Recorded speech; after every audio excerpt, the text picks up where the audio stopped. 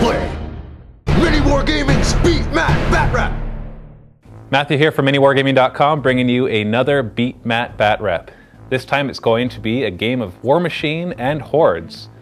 If this is the first time you've watched a Beat Matt Batrep, let me quickly explain how it works. First off, people can go onto the Mini Wargaming forums and challenge me to a game of 40k, fantasy, Warmachine, or whatever else we happen to play. If they win, they get a $25 gift certificate to the online Mini Wargaming store. I have been challenged by Aydens to a game of Warmachine and Hordes. It'll be my Khador versus his Trollblood. And this is going to be 50 points, and I'm going to tell you right away, and it's going to be really upfront about this. Aydens and I have played quite a few games before. I think we've got a couple in battle reports in the past. And when it comes to his trolls, I always get completely smashed. The one time that I did really well, I was just about quite not massacred, and I felt pretty good about myself. So I'm determined. I've got to finally build a list, and I've learned some new tactics since the last time Aydens and I have played. I've played a few more games, and I'm determined that I'm going to win this, but it's not going to be easy, so you can be prepared for that. I really want to make sure he does not get his $25 gift certificate. But you're just going to have to wait and see. We're going to jump right in, and we're going to take a look at the armies as well as the scenario. I'm going to start off looking at my Khadoran army to see what I decided to bring in.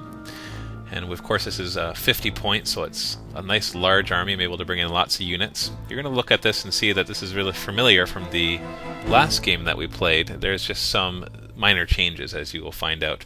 First off, the caster that I decided to bring is Epic Sorsha, and her feat is that you basically double damage for one turn, which is awesome. And in her battle group we have 2 Berserkers and a Juggernaut. And I like to bring the Berserkers because they can run and charge without focus, so I'm able to use my focus elsewhere. But they are a lighter, heavy Warjack, so they don't stand up quite as well. And to back her up, we've got 4 full units. This first one is a group of Iron Fang Pikemen with their unit attachment, with the Standard Bearer and the Officer. Another group of Iron Fang Pikemen, not with a unit attachment, because you can only bring one. And then we have 2 groups of Man-O-War. We have the Man-O-War Demolition Corps. They're nice heavy hitting, but a little lower armor. And we have the Man-O-War Shock Troopers. And of course, we have a wreck marker, because I'm going to need it. We're going to look at Aydens' Trollblood army now. And on this side we have a heavy troll army, so he's decided to bring in 4 heavy trolls, which is going to be quite difficult.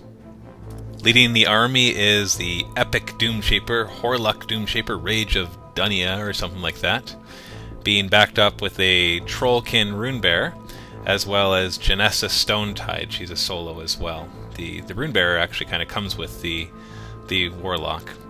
And his battle group consists of 4 trolls. We got 2 Earthborn Dire Trolls. They're very heavy hitting. We got Molg the Ancient. He is a 12-point character beast. And we've got a Dire Troll Mauler, who's actually the lowest points cost, but can cause a lot of damage. Backing this whole thing up, we have a Creelstone Bear and 5 Stone Scribes, as well as a Creelstone Stone Scribe Elder. These basically will give an arm boost to the entire army. And he's got 2 groups of Whelps, which are really annoying, because these pop out of the heavy trolls when they get hurt, and then they can use them to heal. And we've got a Feral Geist, which can pop into a dead beast and bring it back with its basically able to do some damage. Look at the scenario. We decided to do Mosh Pit so that we'd both just charge the center and see what we can do. We're playing on this table. It's going to be just a 4x4 board. We're going to ignore the water. It's not part of the board. Not that it matters, because since the objective is to get within 8 inches of the middle, you're not really going to see much happening at the outskirts. And so it's just basically the scenario is either caster kill, or if there's nobody else in the middle except you, starting in turn 3. So we rolled off for deployment. And I did win first turn and deployment, so I'm going to go ahead and place first. We got 10-inch deployment as usual. And because we're running to the middle, I decide, as usual, with my deployment to stick my 3 heavy Warjacks in the middle, and to have a group of Man-O-Wars in front of them, because I want the Jacks basically to hit second. I want my Man-O-Wars, my Iron Fang Pikemen, to hit them first, do a bit of damage, tie them up, and then I want my Jacks to do some damage as well. What I had forgotten is that trolls like to eat living models, and so every time he kills a model he gets to restore D3 hit points. So we'll see if that causes a problem later in the game.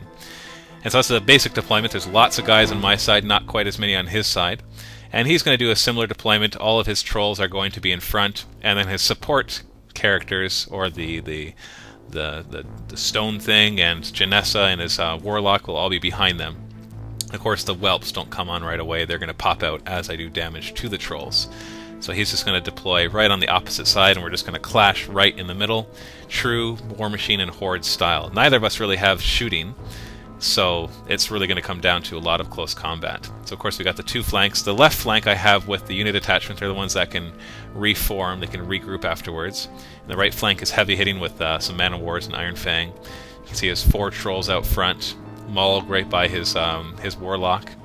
And just the center is where everybody's going to clash, and lots of damage is going to happen. Like I said, I have first turn, although Warmachine first turn is usually uneventful. It's not like 40k where you will get shots. So I'm allocating focus to one of my jacks, so all 3 of them can run. The Berserkers can run without focus. And everybody's going to run. I'm not too worried about Shield Wall because he does not really have ranged attacks besides the magic attacks from his Warlock. And so I can run up to make sure I get to the middle so that I don't just hand over the game by not having any units in the middle starting in turn 3. Usually when I play against Aydens, what happens is I move up, he moves up, I move up, and then he charges me. So I'm ready for that with all my shield wall. And the next turn I'm going to move up a bit more and put everybody in shield wall and brace for the charge. Sorsha's going to move up as well, and she's going to cast what is it called? I don't remember what it's called, but it gives them +3 defense and -1 speed on the Iron Fang pikemen. So go ahead and post a comment below if you remember the name of that spell. I'm sure I'll remember it later on. And then everybody else is going to run up as well. So giving the extra 3 defense to them, it's an upkeep spell so they can maintain it. That won't let them charge because they do have -1 speed, but I can drop it on the turn that I decide I want to charge. So that's all the Khador do in turn 1. The Trollblood are really going to have just as an eventful a turn. Now there's lots of animi, or animuses, or whatever you want to call them, within the trolls. So he's going to be casting all sorts of things on his own trolls, moving up his whelps. I guess a couple of them do start on the board. And moving them up and just running a bit, getting a position ready to charge. And the nice thing about the Rune Bear there is that he can actually put Fury onto the Rune Bear, and then he's able to sap that Fury later on in case his beasts are mostly dead, because that's the only way the Warlock can really get Fury, is by the War Beasts generating Fury and then him pulling it off. So he's putting Wild Aggression and other animi on his beasts. Basically what you're going to see is because of all their boosts, they're going to have about +3 or +4 armor each. And so I'm facing off against a bunch of trolls with 23 and 24 armor, which is just ridiculously awesome for the trolls to be able to have such a high resistance. I thought my Khador jacks were good at their armor of 20, but these guys they're the definition of hardy. And on top of that, they can heal, and they can eat whelps, they can eat my living guys, and so there's a lot of wounds that I'm going to have to move through, and I'm hoping that I can do that. Janessa is able to cast this stone wall, which stays in play for 1 turn, which makes it very hard to charge them, because only guys with reach are essentially able to charge something behind a stone wall unless they're in base-to-base contact with it.